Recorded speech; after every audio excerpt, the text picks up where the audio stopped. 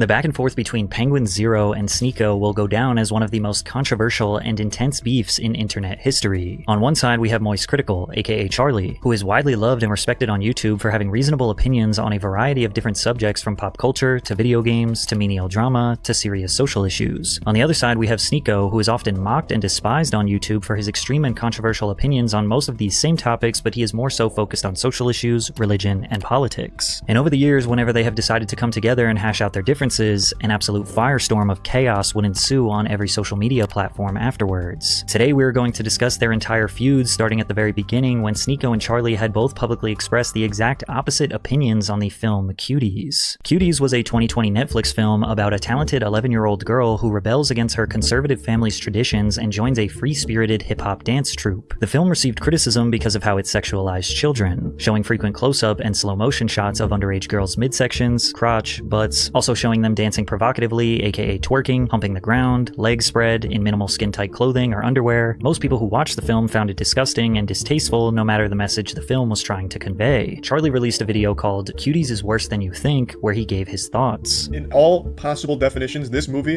is an entire movie sexualizing children. I understand that the point of the movie is supposed to make you uncomfortable with the subject matter of kids being sexualized. It's supposed to speak out against how it's a terrible thing, but it's so poorly conveyed that they've just ended up making a movie that hypersexualizes kids. There's so much shaking, so much touching from the girls, slapping, and it's just disgusting. And the camera operator, I don't know who's working the camera for this movie. It must be Dan Schneider, because the camera operator's like going up each girl's crack, going like right up for a colonoscopy. When they spread their legs, he like speed runs over there to the camera as close as possible. And again, these are actual children actresses. These aren't adults playing kids. These are actual 11, 12-year-olds. They're children. On the contrary, Sneako released a video titled "I Have a Confession, Cuties is my new favorite film," where he explained how he assumed the movie was going to be terrible and repulsive, but actually thought the overall message was positive. They know that this movie is going to age very well because it points out a generational problem. Yes, there are scenes where the girls are dancing and like probably a little too much, but then immediately after they're crying, and then they face the consequences of their action. They're ridiculed by their classmates. The thing about Cuties is it's not an unrealistic film. Like, yes, it shows children in a sexual way, but this is not unusual now. And the people who are really mad about this aren't Gen Z. What the film actually points out is a difference between generations, how it doesn't really make sense to force kids